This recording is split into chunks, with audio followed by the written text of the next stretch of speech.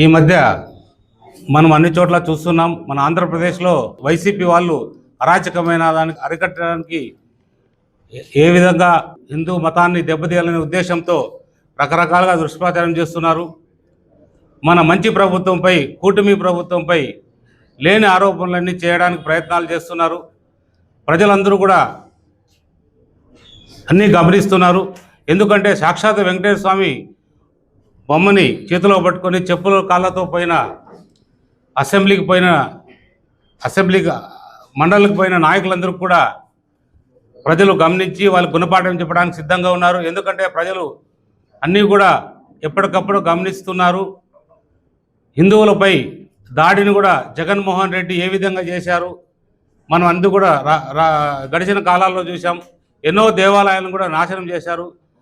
మన మంచి ప్రభుత్వం పైన లేని నింద ఆరోపణలు ఏది కూడా ఆయనకు సబ్జెక్ట్ లేకపోవడం, హిందూ మతం పైన దాడి చేయడం కూడా ఒక భయంకరమైన విషయంగా అందరూ కూడా పరిగణించాలి. ఏదేమైనా కూడా అభివృద్ధికి దూరంగా ఉంటూ అభివృద్ధి చేయక గడిచిన 5 ఏళ్లలో కూడా అభివృద్ధికి ఏమాత్రం తావు లేకుండా కూడా ఎక్కడికక్కడ కుంటిపడుతూ అసెంబ్లీ సమావేశాలు రాకుండా బనాయిస్తూ వాళ్ళకి ఏమైనా దమ్ము ధైర్యం ఉంటే అసెంబ్లీకి జరిగిన 11 మంది ఏదైతే ఎమ్మెల్యేలుగా ఉన్నారో వాళ్ళందరూ కూడా రాజీనామా చేసి మరీ కూడా ప్రజా తీర్పు పొంది మరీ కూడా అసెంబ్లీకి వస్తే అప్పుడు ప్రజలు తీర్పుని ఏ విధంగా గౌరవిస్తారనేది కూడా చూస్తాం. ఇలాంటి జగన్మోహన్ రెడ్డికి ఇప్పుడే కాదు ఇంకెప్పుడు కూడా ప్రజలు కూడా అవకాశం ఇవ్వరు.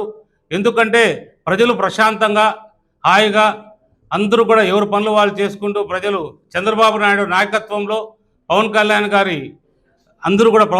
గారు, చంద్రబాబు నాయుడు గారు, నరేంద్ర మోడీ గారి నాయకత్వంలో కూటమి ప్రభుత్వం అద్భుతంగా పనిచేస్తుందనేది దేశమే కాదు ప్రపంచం అందరూ కూడా ఎక్కడికి పోయినా కూడా పెట్టుబడులు కావచ్చు, రకరకాల ఏదైనా కూడా జరుగుతున్నాయి.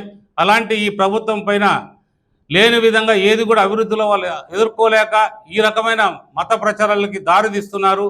వెంకటేశ్వర స్వామి కల్తీ లడ్డు చేసింది వాళ్ళు, కల్తీ లడ్డు చేసినామని వాళ్ళే ఒప్పుకున్నారు. ఏదైతే వైవి సుబ్బారెడ్డి కావచ్చు, కరుణాకర్ రెడ్డి కావచ్చు, వాళ్ళే ఒప్పుకొని ఈరోజు కూడా దాన్ని కప్పుపుచ్చుకోవడానికి రకరకాలుగా నాటకాలు ఆడుతున్నారు.